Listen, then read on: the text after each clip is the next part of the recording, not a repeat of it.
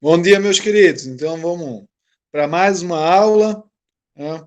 Hoje estou gravando à noite, então seria boa noite. Mas como eu estou, o importante é sempre dar bom dia para vocês e o importante é o querido depois do bom dia. Então tanto faz aí o que vocês querem. Pode ser bom dia, boa tarde, boa noite, tá?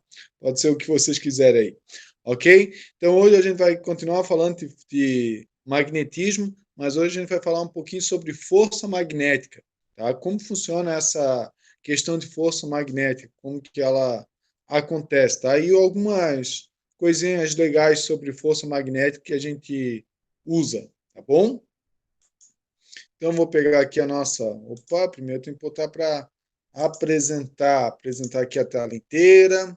Deixa eu selecionar aqui, tela inteira, permitir, pegar a minha apresentação enquanto vai abrir, apresentação de slides do começo. Então vamos lá. Então já apareceu aí para vocês, né? Força magnética, tá?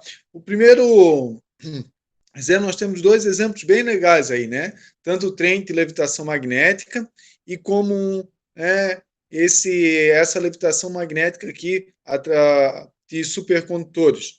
Tá? Então isso aqui é bem legal, mas isso aqui só acontece em supercondutores e para ser supercondutor tem que ser um material especial e ele tem que trabalhar numa temperatura muito baixa, tá? Então, esse experimento aqui de supercondutores aqui, ó, flutuar sobre supercondutores, é um experimento bem complexo de fazer porque precisa de temperatura muito baixa, né?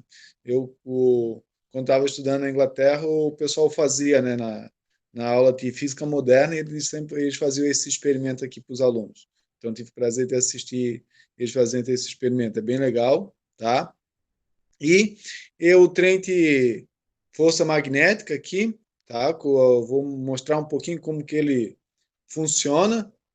E quando eu estava na Alemanha, eu tive o prazer de andar. Até eu me lembro que uma das cenas mais legais quando estava andando no trem é que ele passa perto das super ruas lá, das autobahns, que eles chamam lá na Alemanha, que são, né, estradas super rápidas, né? São 6, 7, né, vias para ir, 6, 7 vias para voltar. Então, todas elas com um asfalto perfeito. Então, os carros, né, não tem limite de velocidade. Eles podem andar na velocidade que eles querem.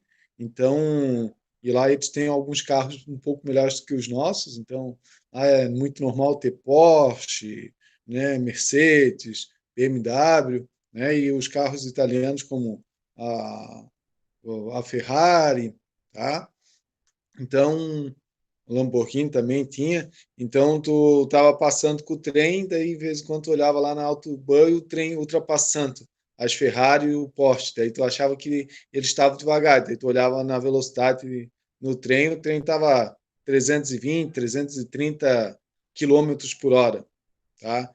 Então, são trens muito rápidos, chegam a atingir até 500 quilômetros por hora, tá? Então, e como que eles funcionam? Eles usam a força magnética, tá? Aqui embaixo tem, só deixa eu colocar aqui, porque tá bem, o celular fica bem na frente da imagem. Aqui, ó, aqui embaixo tem os trilhos, tá? E esses trilhos aqui, ó, tem propriedades magnéticas. Aqui no canto do trilho, aqui onde está com zoom, tem propriedades magnéticas, né? Segurando esse trem, né? Segurando todo esse peso para não cair. E além de segurar esse peso, essas propriedades magnéticas também fazem que esse trem acelere, né? Então eles vão invertendo esses polos, porque na verdade, né, eles usam eletroímãs, né, para formar esses campos magnéticos. Então, eles conseguem modificar os polos desses ímãs para quê? Para além de segurar o trem, eles conseguem fazer esse trem acelerar ou frear. Então, por que ele atinge uma velocidade tão alta? Porque como ele fica flutuando, não tem nenhum tipo de atrito. Não tem atrito de roda, tá? Só tem mesmo atrito do vento com o trem em si, mas não tem nenhum outro tipo de atrito ali entre as rodas, porque não tem roda, né? É só essa levitação. Então, por isso que ele atinge velocidades tão altas, né? Então, ele não perde tanta energia com atrito e fazendo que ele seja muito viável, economicamente muito viável, ok? Então, só alguns uma coisa bem interessante, né, sobre a força magnética que é usada, né? Até eles têm projeto de instalar um desse entre Rio de Janeiro e São Paulo, mas sabe como que é Brasil, né? Sempre as coisas demoram um pouco mais do que o esperado, beleza? Então, só uma introdução aí de força magnética. Para começar para discutir os efeitos da força magnética, a gente vai primeiro discutir o movimento de uma carga elétrica. Por que de uma carga elétrica? Porque o professor estava falando de força magnética, agora estava falando de carga elétrica. A gente viu nas aulas passadas que quando eu passo, né, uma corrente elétrica, né, gera um campo magnético. Então, o que é corrente elétrica? Corrente elétrica nada mais é do que cargas, né, carregadas em movimento, né? Nesse caso, a corrente elétrica são elétrons em movimento. Mas eu posso ter uma carga carregada, né? Uma partícula dessa, pode ser um elétron ou um íon, tá? Que esteja carregado, tanto positivamente como negativamente. Né? Não importa, mas é importante que ele tenha uma carga elétrica. E essa carga elétrica tem que estar viajando com uma certa velocidade. Por que viajando? Porque se ela está viajando com carga elétrica, né, ou seja, carregada, ela é uma corrente elétrica, gerando um campo magnético. E campo magnético, né, ele interage com outro campo magnético, fazendo aparecer a força magnética. Tá? E quando tem força, eu tenho mudança no meu movimento, tá? Por isso que a gente relaciona isso aqui, ó, movimento de uma carga elétrica com forças magnéticas, tá? Porque o campo magnético acaba modificando o movimento dessa carga elétrica. Sabendo disso, vamos só definir algumas coisas bem importantes, tá? O B a gente já sabe que é o campo magnético. Esse campo magnético é um campo magnético externo, tá? Imagine que eu tenho um campo magnético externo lá, né? Que tem essa direção e o sentido dessas linhas aqui. Né? Essa minha partícula carregada tem uma velocidade da partícula carregada, né, que a gente vai chamar de V, né, que está aqui ó, desenhada, essa partícula está viajando para cá, ok, na direção da flechinha aqui do V. Então, essa flechinha mostra a direção da velocidade. Tem um alfa. O alfa nada mais é do que o ângulo entre a direção da velocidade e do campo magnético. Então, aqui o campo magnético, aqui a velocidade, o alfa é o ângulo entre eles. Esse ângulo é muito importante, eu tenho que saber identificar onde que é esse ângulo, porque dependendo desse ângulo, o valor da minha força pode ser máximo ou pode não ter força nenhuma. Então, por isso que é muito importante saber. Daí, que ângulo que é esse? Nunca esqueça, é o ângulo entre o campo magnético e a velocidade da carga, ok? Sabendo isso, né, vai gerar uma força magnética que a gente chama de FM, né? Nesse caso aqui, essa força magnética está apontando para cima. Depois a gente vai ver por que eu sei que ela aponta para cima e qual é o valor dela, tá? No próximo slide a gente vai calcular o valor dela.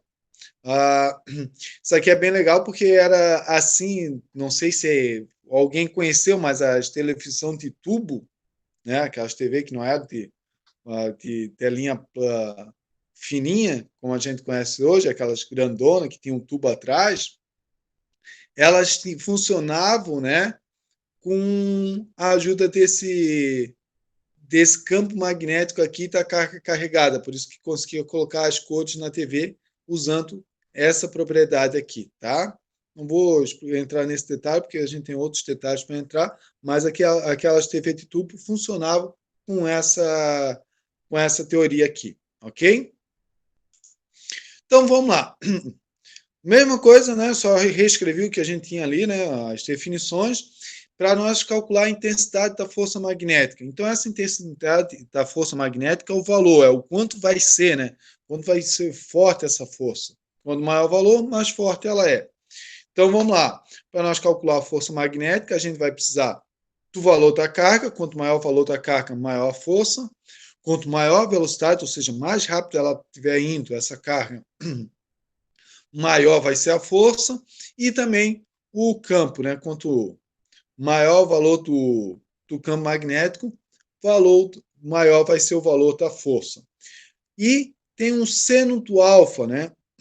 Esse seno do alfa, opa, O alfa é esse ângulo aqui, então vale. Eu tenho que descobrir o alfa e depois calcular o seno de alfa para multiplicar aqui. Então, com essa formulazinha aqui, ó, bem simples, a gente consegue calcular a intensidade da força magnética, ou seja, o valor dessa força magnética. Beleza? Então, agora que a gente já sabe o valor, a gente tem que saber para onde que ela aponta. Para saber para onde que ela aponta, agora vocês vão me matar, né? Nas outras aulas a gente viu a regra da mão direita. Agora a gente vai ver a regra da mão esquerda. Ah, professor, por que é complexo assim? Ah, eles ficam inventando a regra que é para facilitar o aluno a decorar, mas não sei se facilita ou complica. Tá? Mas essa aqui é a regra da mão esquerda. Isso aqui é muito importante, porque isso aqui, quem vai fazer a área de exatas vai ver que isso aqui vem lá do produto vetorial. Então, é importante para quem fazer nessa área de exatas saber que isso vem do produto vetorial e lá vocês vão entender o que é essa regra da mão esquerda certinho, tá? Mas aqui a gente só tem que aprender a usar, ok? Então vamos lá. Muito simples a regra da mão esquerda. Pegar a mão esquerda, né? Poder agora, porque agora é com a mão esquerda, não esqueçam, tá? Um dedo, vocês vão apontar na direção do campo magnético, que é o dedo indicador, conforme está aqui na figura, tá? Estou apontando aqui e vocês podem olhar ali na minha telinha pequena, tá? E esse dedo do meio aqui, ó, vocês vão colocar na direção vão colocar na direção da velocidade, ok? E o dedão vai nos dar a direção da força magnética.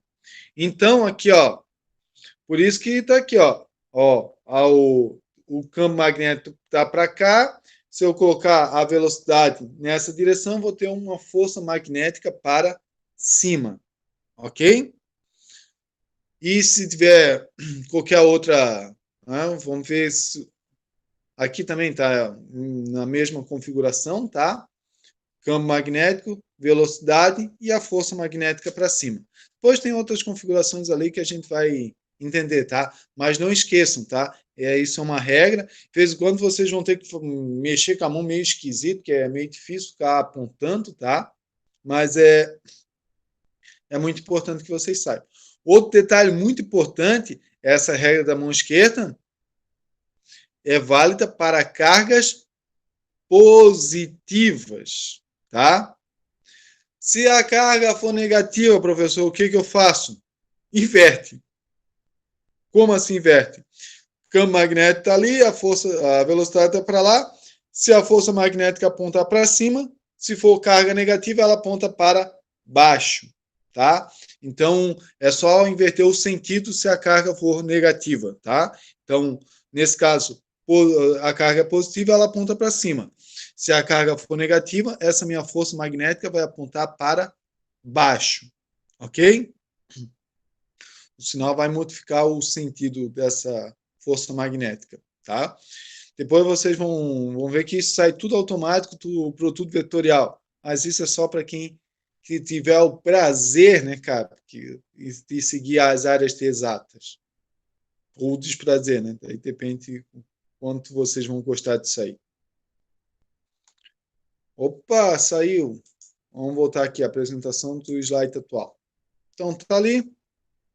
Agora a gente vai analisar alguns casos especiais. Primeiro caso especial, esse aqui, ó, movimento da carga elétrica em um campo magnético uniforme com alfa igual a zero ou alfa igual a 180 graus. Tá? Então, o que tem de especial aqui? O campo e a velocidade, eles estão paralelos. Se eles estão paralelos, o alfa vai ser 0 grau ou 180. O que isso quer dizer? Que eles estão ou ambos apontando na mesma direção e sentido, ou ambos apontando na mesma direção e sentidos opostos, né? Como aqui na figura, mesma direção e sentido, e aqui mesma direção, só que sentidos opostos, tá? Então aqui é 0 e aqui é 180 graus. Quanto vai valer essa força magnética? Vai valer 0. Por que isso? Porque A intensidade da força magnética depende de seno de alfa. Quanto vale seno de alfa? Seno de, nesse caso, seno de 0, vale 0. Seno de 180, vale 0. Tá? Tem hora que eu me empolgo aqui na apresentação, que eu acho que o vizinho pensa que eu sou louco, né? Que eu fico falando aqui sozinho. Tá?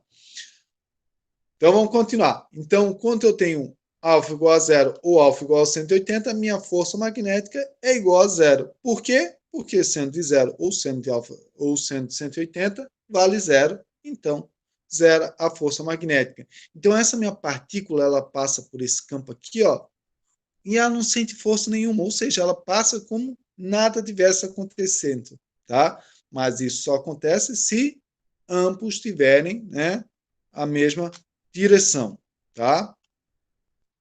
Ou seja, que ambos sejam paralelos, tanto a velocidade como o campo magnético, tá? Então, esse é um caso que bem específico, tá? Mais importante que a força nesses casos vale 0, tá? Ah, professor, se a carga é negativa, continua valendo 0 porque não importa, ok? Outro caso bem especial é o movimento da carga elétrica em um campo magnético uniforme, tá? Com alfa igual a 90 graus. Então, o que acontece? Alfa igual a 90 graus. Aqui eu falei que a gente teria uma outra chance de aprender aqui para fazer a regra da mão esquerda. Então, tente olhar na minha figurinha ali pequenininha, vou tentar fazer a regra da mão esquerda aqui na frente da imagem para vocês conseguirem acompanhar.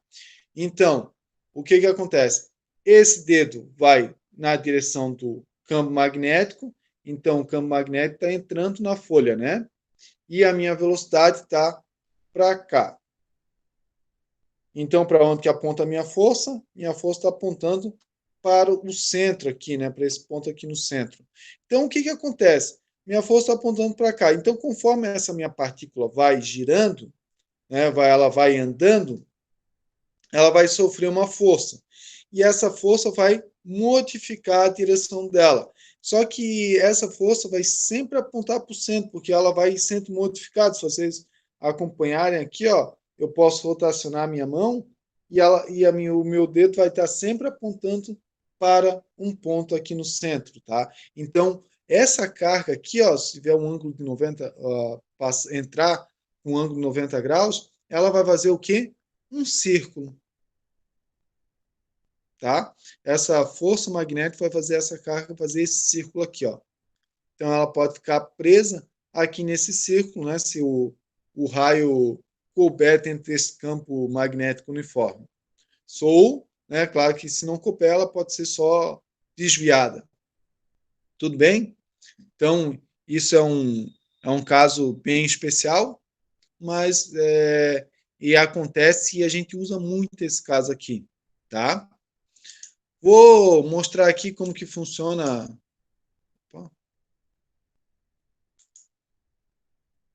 Só deixa eu corrigir aqui que...